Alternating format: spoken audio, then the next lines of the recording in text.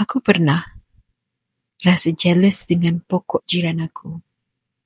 Setiap hari bila aku lalu depan rumah dia, aku tengok pokok tu tinggi, kuat, daunnya rimbun, hijau pekat.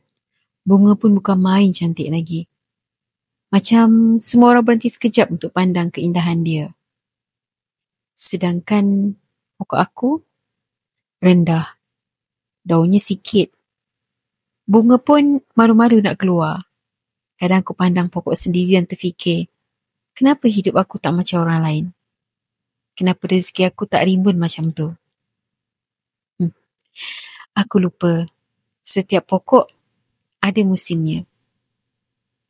Sampailah satu hari, aku perasan sesuatu. Pokok jiran aku tu yang dulu megah, bunga yang dulu meriah, tiba-tiba tinggal 2-3. Pokok yang dulu aku cemburu, tiba-tiba kelihatan biasa, malah sedikit layu. Dan aku pandang pokok aku sendiri.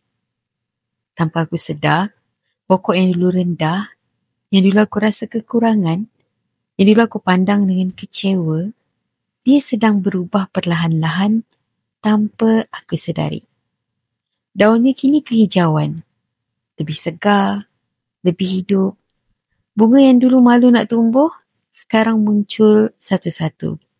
Sampai aku sendiri terkejut betapa cantiknya dia bila tiba musim yang tepat. Pokok aku sihat dan aku pun rasa macam tu juga. Kadang kita tak sedar betapa kuatnya kita bertahan.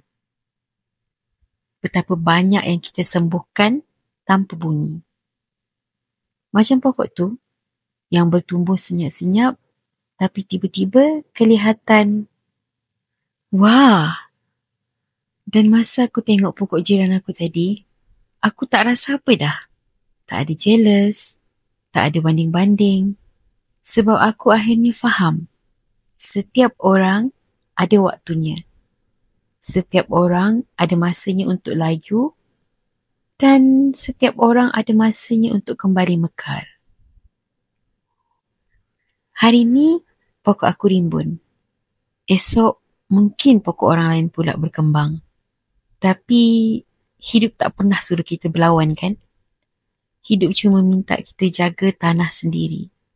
Sirami akar kita dan hargai setiap daun yang tumbuh walaupun satu. Sebab bila kita berhenti banding, kita mula nampak keindahan yang memang dah ada lama dalam hidup kita sendiri. Terima kasih kerana mendengar cerita hari ini.